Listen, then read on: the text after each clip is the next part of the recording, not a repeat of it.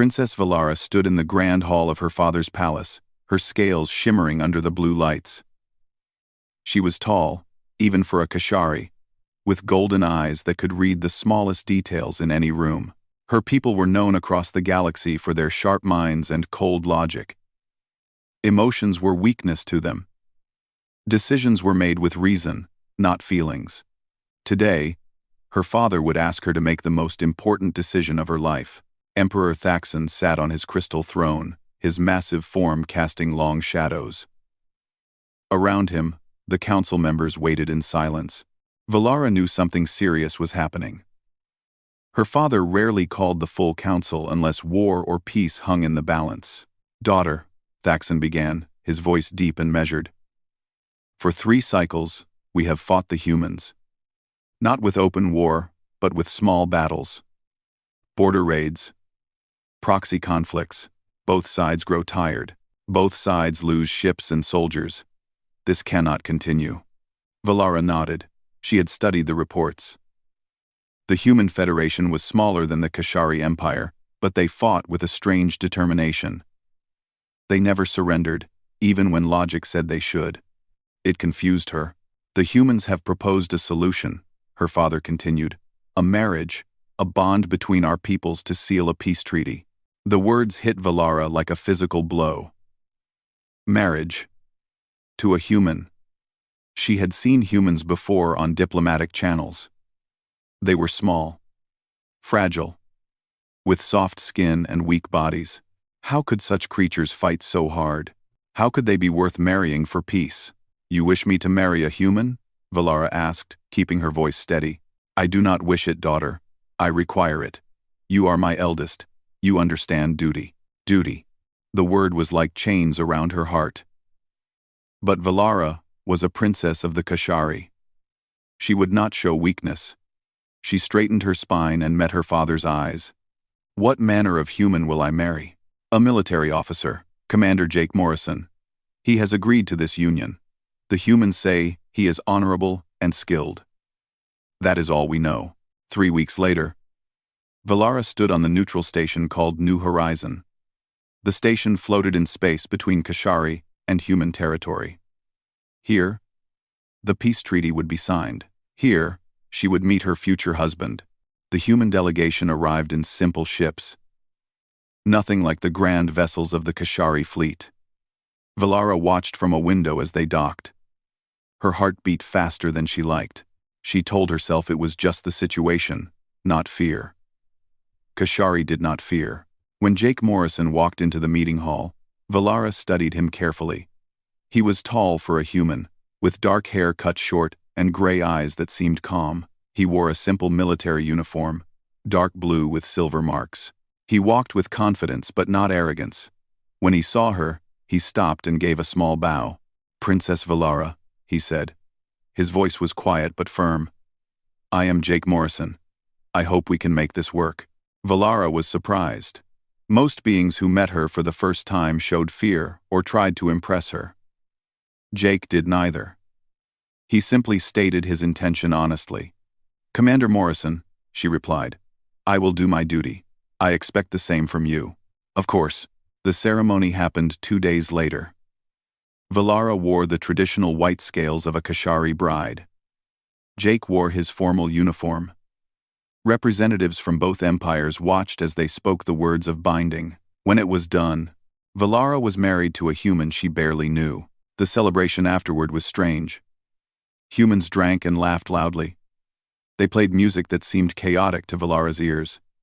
But she noticed something interesting. The human soldiers all treated Jake with deep respect, not just because of his rank, but something more. When he spoke, they listened. When he moved through the crowd, they made space for him naturally. She met his closest companions. Ben Carter was a captain with a quick smile and easy manner. Lisa Hayes was a lieutenant with sharp eyes and a serious face. Both of them were loyal to Jake in a way that went beyond military duty. "He's a good man," Ben told Valara during the party. "You could have done worse. I could have done better," Valara replied, then regretted it when she saw Ben's expression change. "Maybe," Ben said quietly. "But I doubt it. After the celebration, Valara and Jake boarded the human ship Valiant. It would be her home now. The ship was smaller than she expected, built for function, not beauty. Everything was gray, metal, and practical design. Jake showed her to their quarters. It was a simple room with a bed, desk, and viewing window. Nothing like her palace chambers. "I know this is not what you are used to," Jake said. "I have arranged for a separate sleeping area if you wish. I will not force you into anything you do not want." "I will." Valara looked at him carefully. He meant it. She could see it in his eyes. "That is acceptable," she said. Over the next weeks, Valara tried to understand her new life. The human crew was loud and emotional. They joked and laughed during their work. They showed their feelings openly. It was all so strange to her, but Jake was different. He was calm and thoughtful. He gave her space when she needed it. He showed her the ship and introduced her to the crew. He never demanded anything from her. Slowly, carefully, they began to talk. Jake told her about Earth, the human homeworld. He described oceans and forests, things Valara had only seen in data files. He shared human literature and music with her. Some of it she enjoyed, though she would not tell him that yet. Valara taught Jake about Kashari philosophy and history. She was surprised by how quickly he learned. His mind was sharp, his questions intelligent. During tactical discussions with the ship's officers, his strategies were clever and effective. One evening, 3 months after their marriage, they sat together in their quarters. Jake was reading, and Valara was studying star charts. It was peaceful. Comfortable, even. "Jake," she said suddenly, "why did you agree to this marriage?" He looked up from his book, considering his answer. "Because I believe in peace," he said finally. "And because sometimes the right thing to do is not the easy thing." "You gave up your freedom for peace?" "I gave up one kind of freedom for another," Jake replied. "Besides, I have gotten a brilliant wife who challenges me every day. That seems like a fair trade." Valara felt something warm in her chest. It was not an emotion she recognized. She turned back to her charts, but she was smiling slightly. Perhaps this human was not as unremarkable as she first thought. The Valiant continued its patrol through space. Peace held between the empires. Valara settled into her new role. She and Jake were not in love, not yet. But they were becoming friends, partners, perhaps. Neither of them knew that everything was about to change. Neither of them knew that war was coming, and that Valara would soon see the truth about the man she had married. The gentle, quiet human who read books and spoke of peace carried secrets darker than the space between stars. But for now, there was peace. And Valara was learning that humans were far more complicated than she ever imagined. 3 months turned into 6. Valara found herself thinking of the Valiant as home, though she would never say it aloud. The metal corridors and cramped spaces had become familiar. The crew no longer stared at her when she walked past. Some even greeted her with smiles. She spent her mornings in the ship's library, studying human history. What she found disturbed her. Humans had been fighting each other for thousands of years. Wars over land, resources, beliefs, and pride. Their entire history was soaked in blood. Yet somehow, they had united and reached the stars. How did a species so violent create peace among themselves? One afternoon, Jake found her reading about something called World War II. "Heavy reading," he commented, sitting down across from her. "Your people are strange," Valara said. "You fought each other with such hatred. Millions died. Yet now you work together as one. How?" Jake was quiet for a moment. "We learned that we are stronger together than apart. We learned that what unites us is more important than what divides us. But it took a long time. A lot of pain." "Do you think our peoples can learn the same?" Valara asked. "I hope so. That is why we are here." Valara noticed Jake never talked about his own military service. He would discuss tactics and strategy, but never his personal battles. When other crew members spoke of their combat experiences, Jake would listen quietly and say nothing. It was as if he carried a door inside himself that he would not open. She asked Dr. Kate Sullivan about it one day. Kate was the ship's chief medical officer. A woman with kind eyes and steady hands. She and Valara had become something like friends. Jake does not talk about his past, Valara said. They were having tea in the medical bay, a human custom Valara had started to enjoy. Kate looked at her carefully. No. He does not. Why? That is his story to tell. Not mine, Kate said. But I will say this. Jake has seen things most people cannot imagine. He has done things that were necessary but difficult. He came on this mission to find something he lost. What did he lose? Peace. The kind that lives inside you. The word stayed with Valara. She watched Jake more carefully after that. She noticed small things. How his eyes sometimes looked distant, as if seeing something far away. How he would wake in the night and sit by the window, staring at the stars. How he checked the ship's weapons systems more often than necessary. The Valiant was assigned to escort duty in the Outer Rim territories. These were the border regions between known space and the wild systems beyond.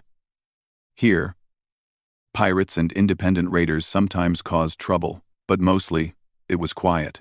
Valara accompanied Jake to diplomatic meetings on various colony worlds. She was surprised by how good he was at it. Jake could speak to anyone, from rough miners to elegant ambassadors. He listened more than he talked. He found common ground.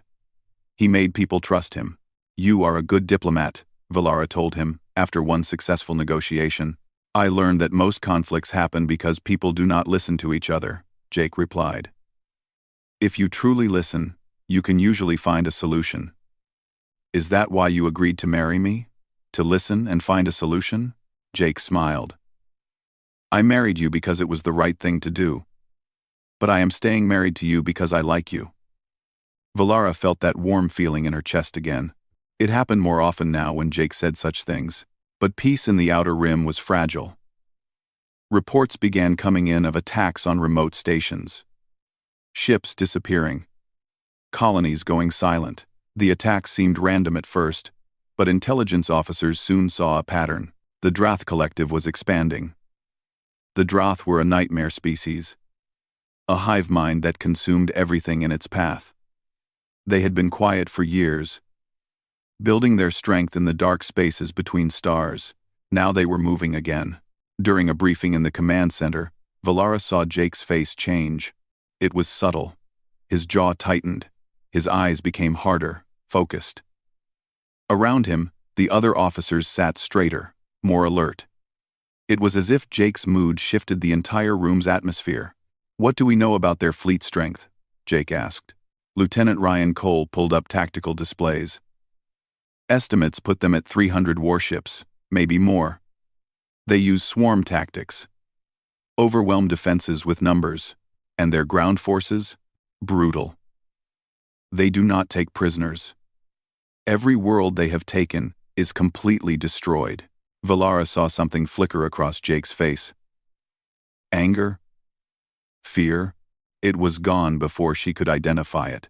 After the briefing, Jake went to the training deck. Valara followed him. She found him running combat drills with Ben and Lisa. They moved through practice scenarios with smooth efficiency, like a single organism with 3 bodies. Their coordination was perfect. Their movements were precise and deadly. Valara had trained with Kashari warriors all her life. She knew combat. But watching these humans was different. There was something almost frightening about their focus. They did not fight with rage or passion. They fought with cold calculation, like machines designed for killing. When they finished, Jake noticed Valara watching. Sorry, he said, breathing hard. Did we disturb you? No. I was curious. You train often? Every day. It is important to stay sharp. Why? We are at peace. Jake looked at her with those gray eyes. Peace is just the space between conflicts. You must always be ready for when it ends. The words chilled Valara. She realized that Jake did not truly believe in lasting peace. He was just waiting for the next war. That evening, they had dinner in their quarters. It was another human custom they had adopted. Jake had learned to cook Kashari food. Or at least tried to. It was not very good. But Valara appreciated the effort. "Jake, why do humans fight so much?" she asked. He set down his fork. "What do you mean? Your history. Your wars. Even now, in peace, you train for battle every day." Why? Jake thought about this for a long time. "Humans fight because we must," he said finally. "Our world was harsh. Predators everywhere. To survive, we had to be ready to fight. It became part of who we are. But you reached the stars. You have technology. You do not need to be warriors anymore." "That is not how it works," Jake said quietly. "You cannot remove fighting from human nature. You can only choose what you fight for. Some of us fight for power or hate. Others fight to protect what they love. What do you fight for?" Jake met her eyes. "I used to fight because I was ordered to. Because it was my duty.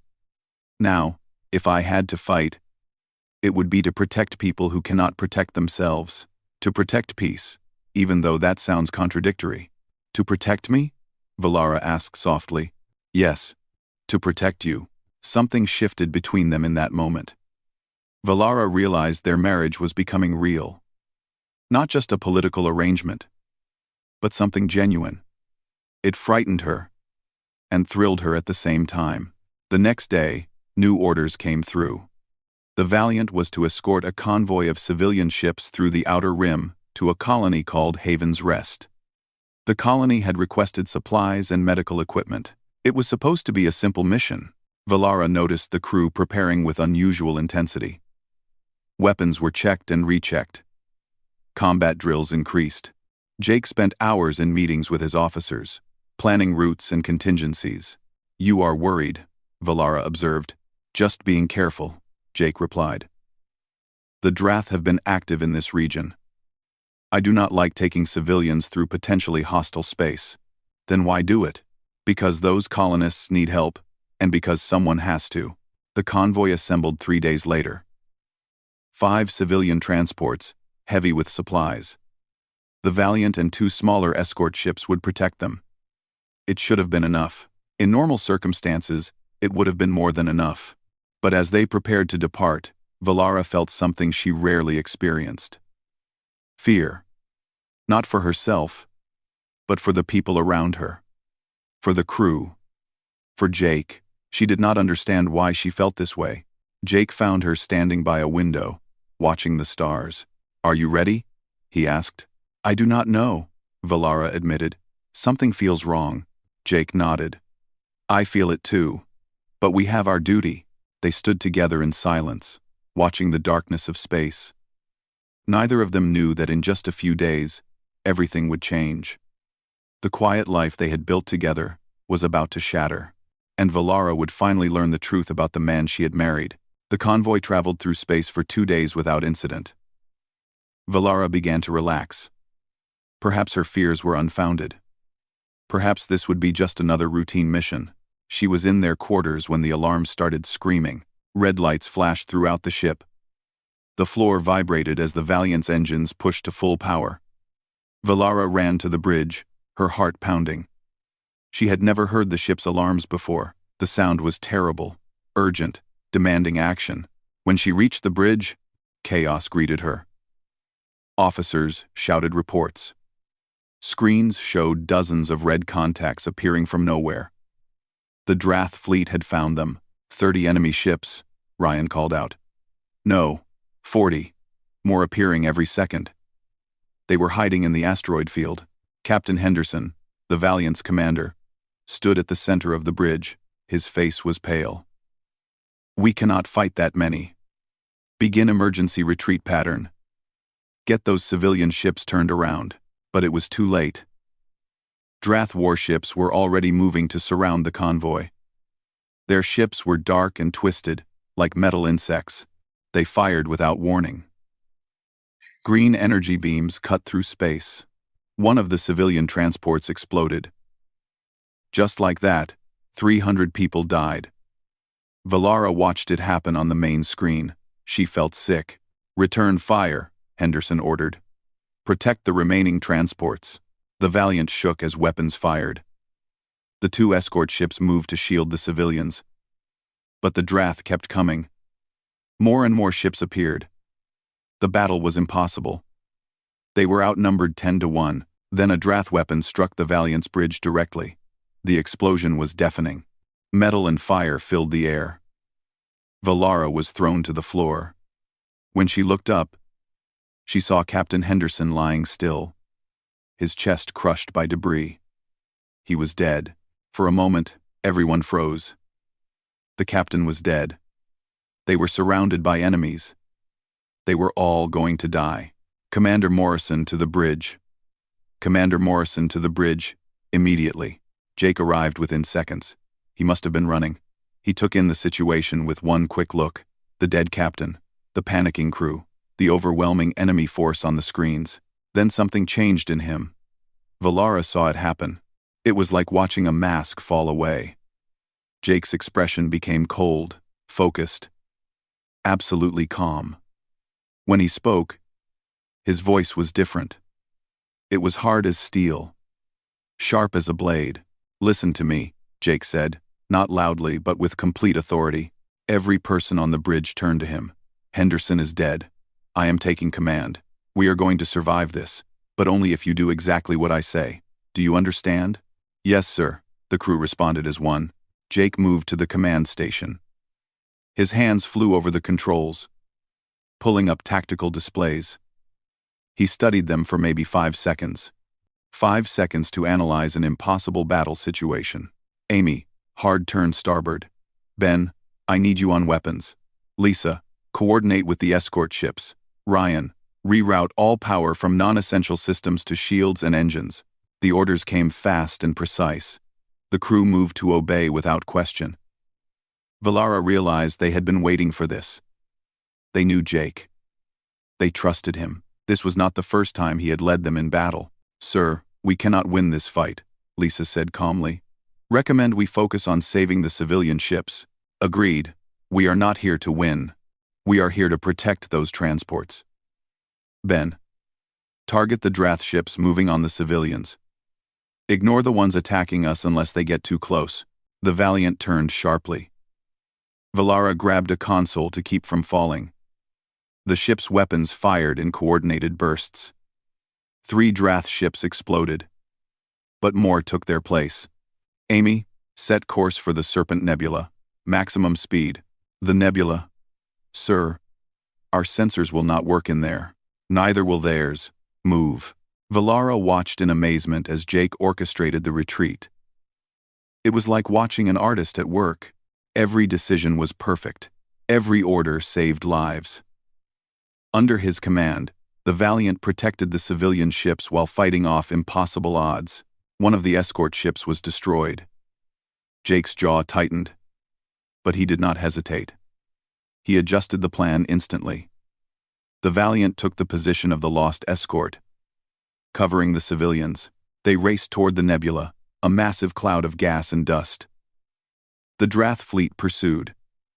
Energy beams cut past the fleeing ships. Another civilian transport was hit but survived, limping forward with damaged engines. "We are not going to make it," Ryan reported. "They are closing too fast." "Ben, prepare torpedo spread. Pattern Delta." "On my mark." "Delta pattern will use all our torpedoes, sir." "I know. Wait for it." The Drath ships surged forward, sensing victory. They grouped together, trying to surround the convoy from all sides. Valara realized that was exactly what Jake wanted. He had baited them. Mark. The Valiant launched every torpedo it had. 24 missiles streaked through space, then split apart into smaller warheads. The torpedoes found their targets. Explosions blossomed across the Drath formation. 8 enemy ships were destroyed. 12 more were damaged. It created a gap, just for a moment. The convoy surged through it into the nebula. The thick clouds swallowed them. Sensors went blind. Visual displays showed nothing but swirling colors. "Cut engines to minimum," Jake ordered. All personnel silent. They are hunting us now. The bridge became quiet. Everyone held their breath. Through the clouds, Valara could hear the Drath ships moving. They were close. So close. Searching. Hunting. Jake stood perfectly still, watching the sensors. Even blind, he seemed to know where the enemy was. His hand moved slowly over the controls. When a Drath ship passed nearby, he adjusted course to avoid it. Like a ghost, the Valiant slipped through the nebula, but they were not alone in the darkness. The civilian transports were there too. Somewhere. And the Drath were getting closer. Detecting weapon charge, Lisa whispered. They are about to fire blind into the nebula. If the Drath fired randomly into the clouds, they would hit something eventually. The civilians were defenseless. Jake made his decision instantly. Amy, full power to engines. Light us up. Make noise. Sir, they want a target. Give them one. Draw them away from the civilians. The Valiant roared to life. Its engines blazed. Every system activated at once. In the darkness of the nebula, it was like lighting a fire. The Drath turned toward them immediately. Multiple ships closing on our position, Ryan reported. Good. Lead them deeper into the nebula. Ben, Lisa, prepare for close combat. We are going to bleed them. What followed was a nightmare of close-range fighting. Drath ships appeared from the clouds. The Valiant fired, dodged, fired again. Jake's commands came rapid and precise. Amy flew the ship with impossible skill, spinning and diving through the nebula.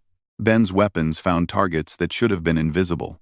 Valara realized she was watching humans fight the way they were meant to fight, not in open battle where they could be overwhelmed, but in chaos, in darkness, where their ability to adapt and improvise made them terrifying. Jake fought like he knew exactly what the enemy would do before they did it. Every prediction was correct.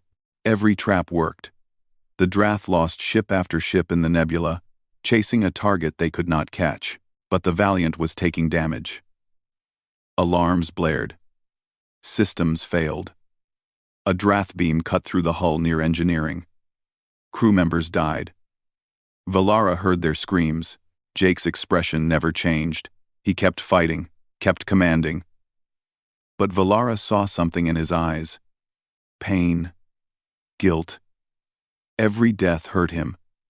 But he did not stop. Sir, we have lost main weapons, Ben reported.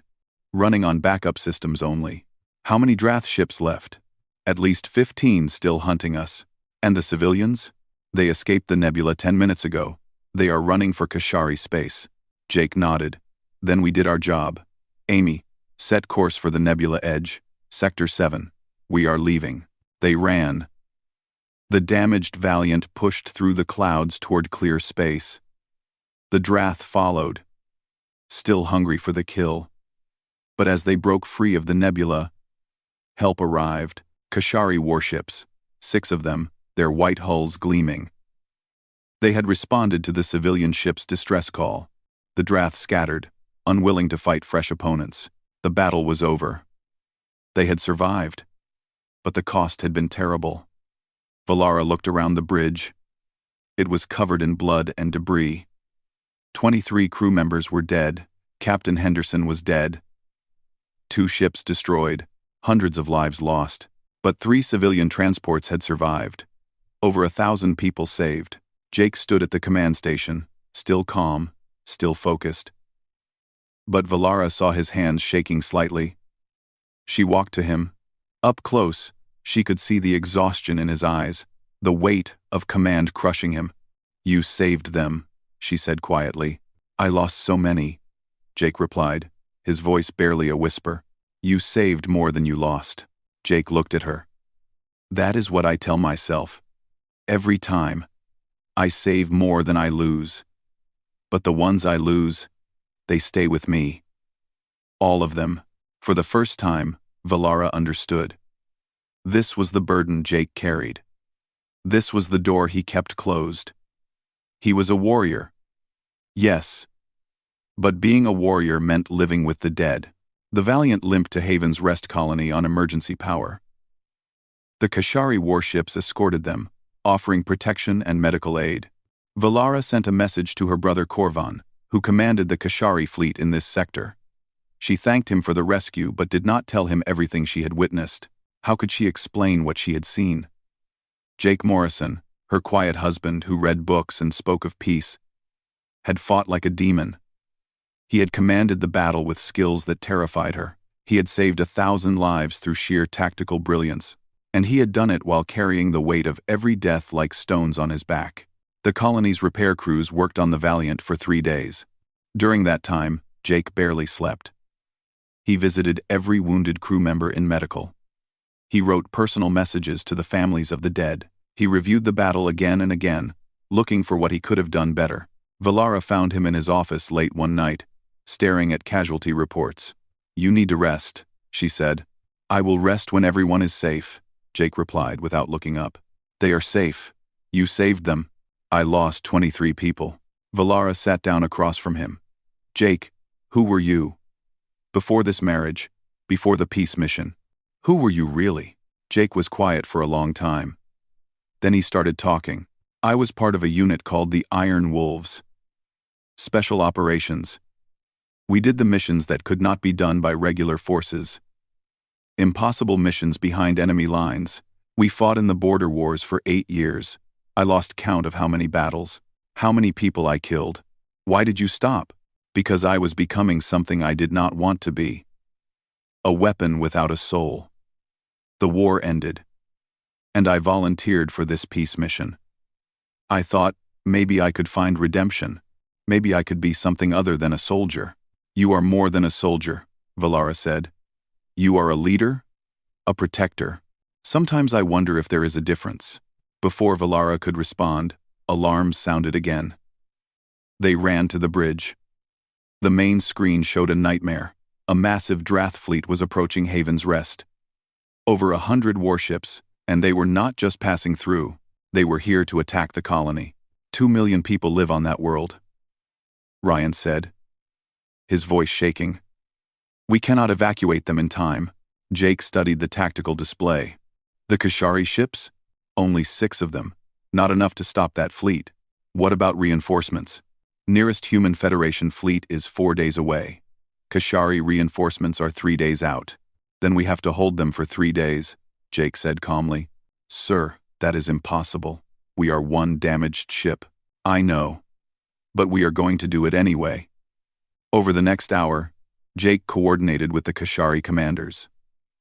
At first, they did not want to take orders from a human. But Valara spoke to her brother privately. She told him to trust Jake, to follow his commands. Korvan was skeptical but agreed. Jake set up a defense using every resource available. The Valiant and the 6 Kashari ships formed a barrier between the colony and the approaching Drath.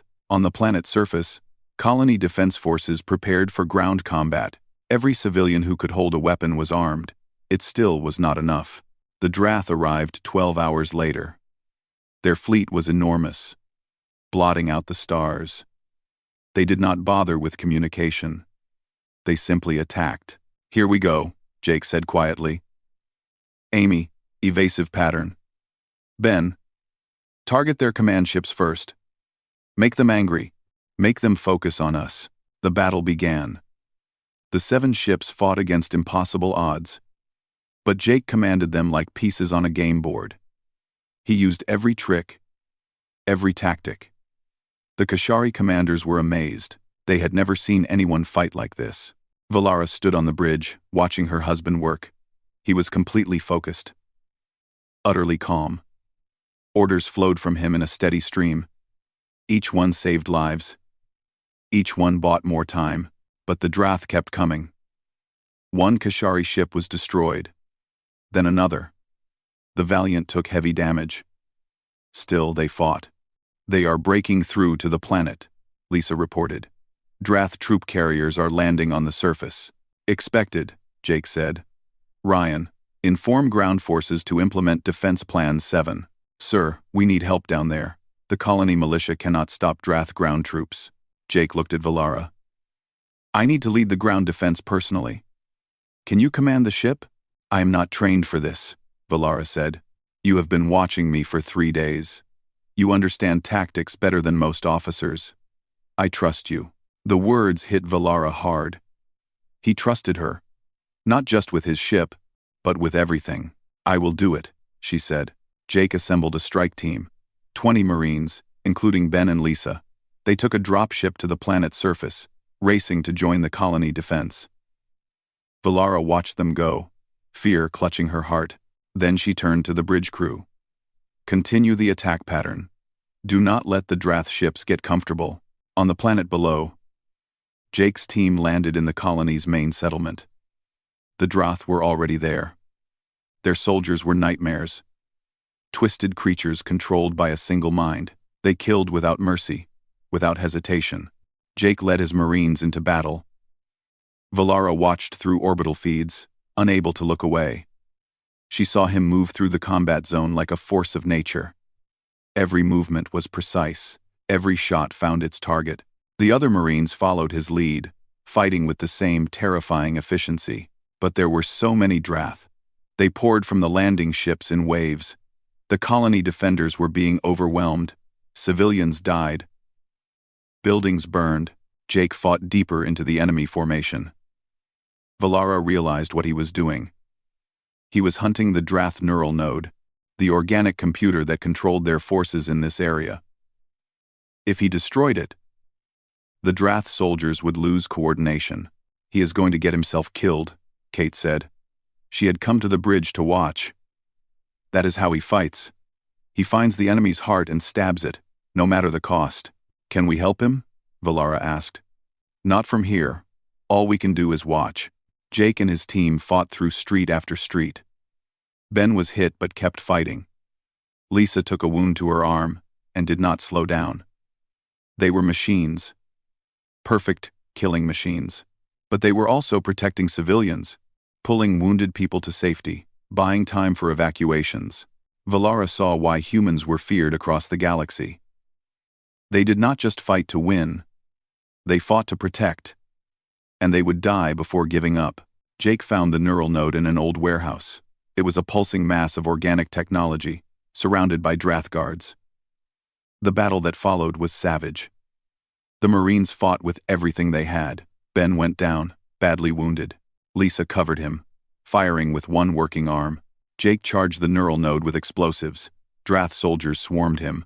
Valara screamed, watching her husband disappear under a wave of enemies. Then the warehouse exploded.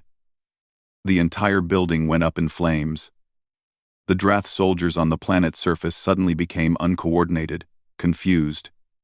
The colony defenders pushed back, driving them away, but Jake was in that building. Valara stared at the burning wreckage, her heart's pounding. He could not be dead. He could not. I am detecting movement in the debris, Ryan said. Someone is alive. Through the smoke and fire, 3 figures emerged. Jake was in the middle, carrying Ben over his shoulders. Lisa limped beside him, blood covering her uniform. They were alive.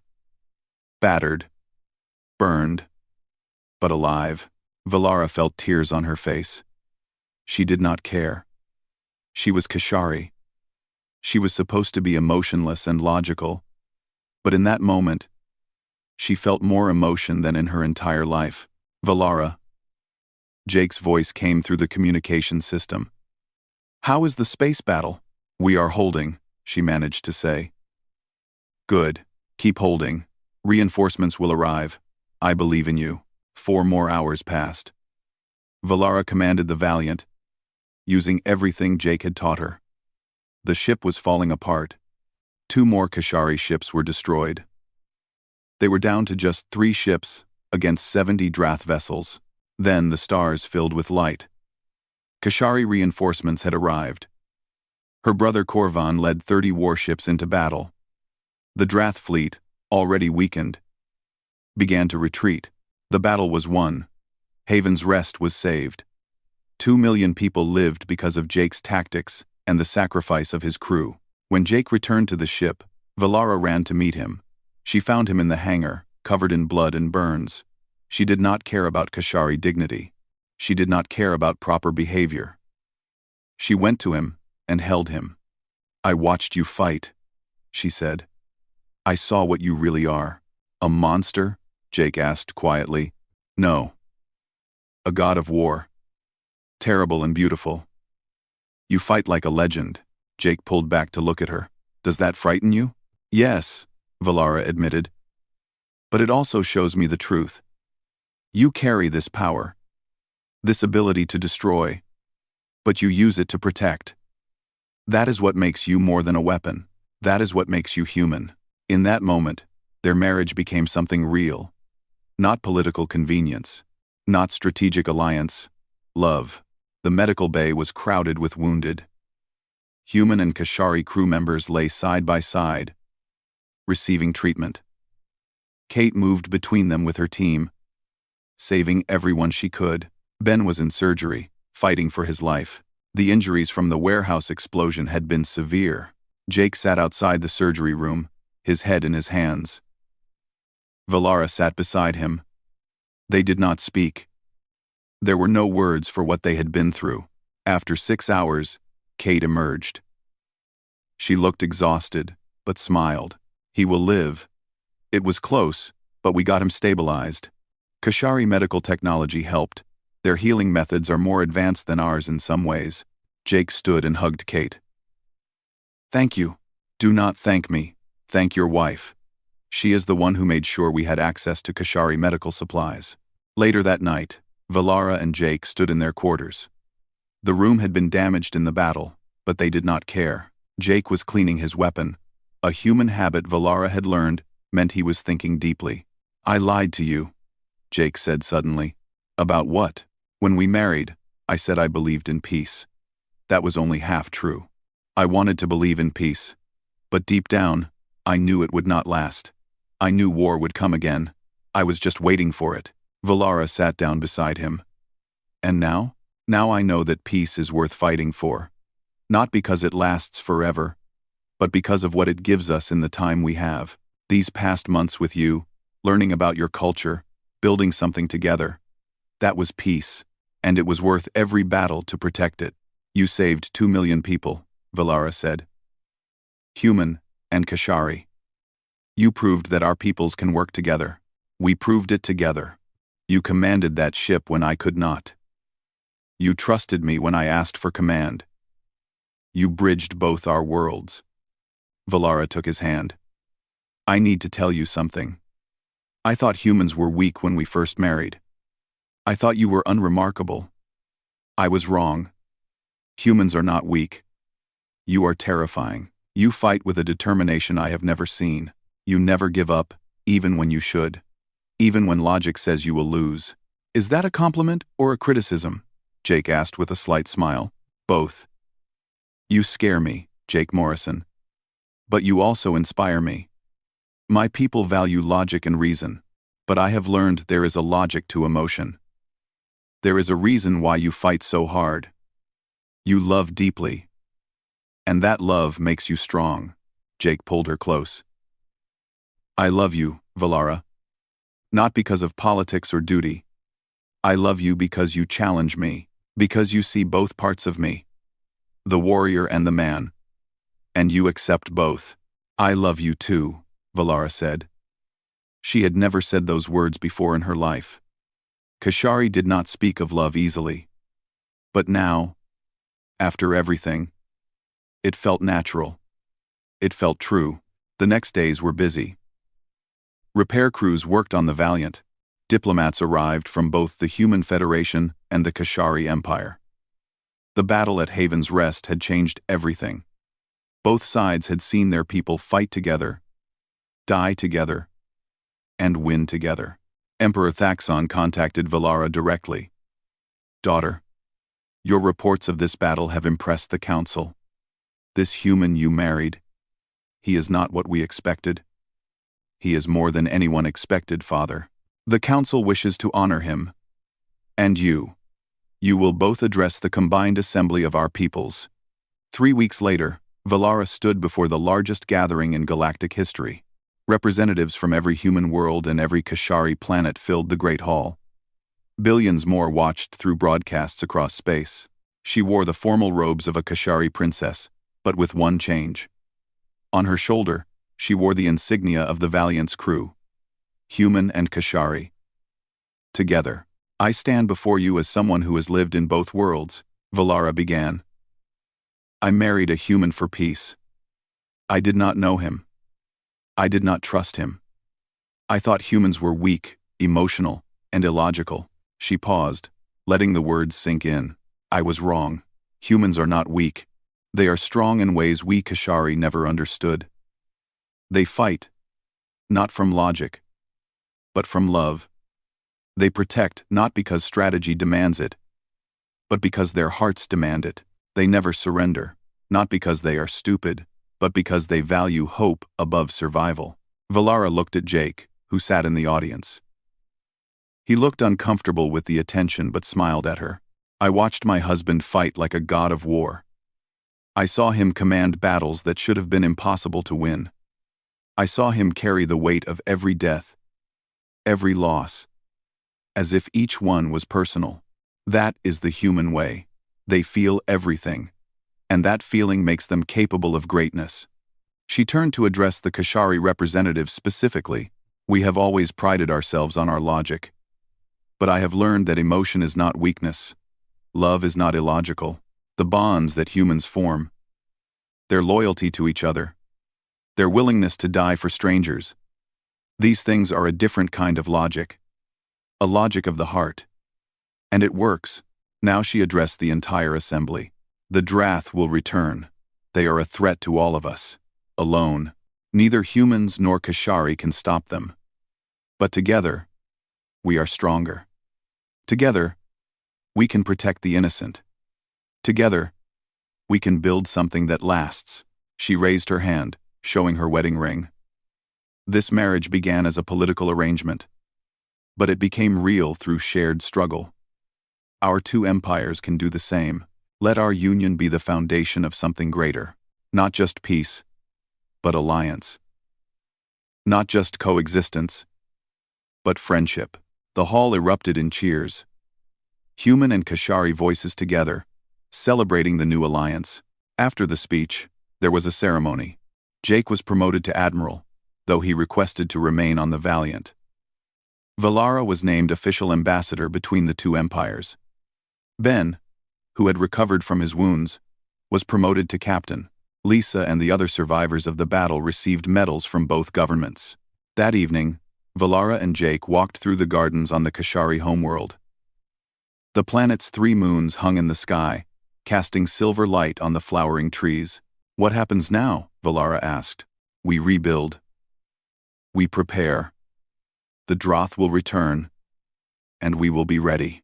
And us? Our marriage? Jake stopped and turned to face her. I spent years running from who I was. A soldier. A weapon. I thought if I could stop fighting, I could find peace. But you showed me the truth. Peace is not the absence of war. Peace is what we fight to protect. He took both her hands. You are my peace, Valara. When I am with you, I remember why I fight. Not for duty or honor.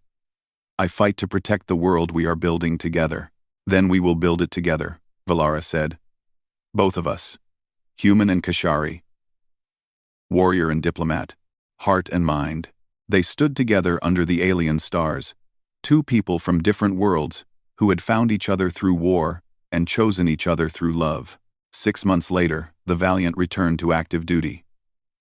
The ship had been completely rebuilt, stronger than before.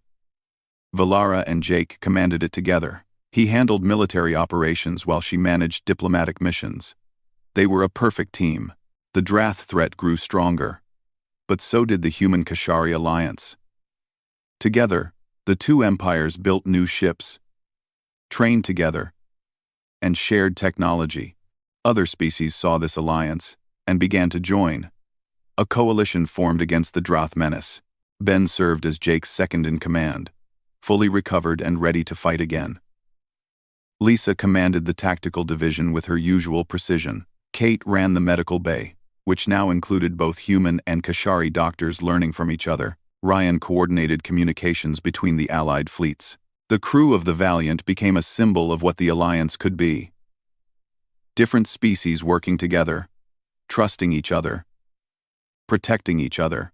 One evening, Valara found Jake in their quarters, reading one of her favorite Kashari philosophy texts. "You are actually reading it this time, not just pretending," she teased. "I am trying to understand your people better." This concept of balanced mind is interesting. It means finding peace between emotion and logic, between heart and mind. Jake smiled. "Like us." "Yes, like us." He set down the book and pulled her close. "Do you ever regret it? The marriage, leaving your homeworld, this life?" Valara thought about it. She thought about the battles they had fought, the friends they had lost, the scars they carried, both visible and hidden. She thought about the quiet moments between the chaos, the laughter, the shared dreams. "No," she said finally. "I married a human for peace, but I stayed with him for love, and I would make the same choice again." "So would I," Jake said. Outside their window, stars stretched into infinity. Somewhere out there, enemies waited. Battles would come. Blood would be shed. But for now, there was peace. Hard-won peace, forged in fire and blood. And there was love. The kind of love that could bridge worlds. The kind of love worth fighting for. Valara and Jake stood together, watching the stars. Two people from different worlds, a god of war and his princess. Partners in peace and in battle. Ready to face whatever the galaxy would throw at them. Together, the human Kashari alliance would endure. It would face tests and trials. It would be challenged by enemies from without and disagreements from within. But it would survive, because it was built on something stronger than treaties or strategies. It was built on two people who chose to see past their differences. Who chose to trust when trust seemed impossible. Who chose love over fear. And that, more than any weapon or fleet, was what would save the galaxy. The story of how a Kashari princess married a human for peace and watched him battle like a god of war became legend.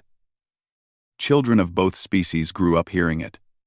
It inspired a generation to believe that unity was possible, that differences could be strengths, that love could cross any divide.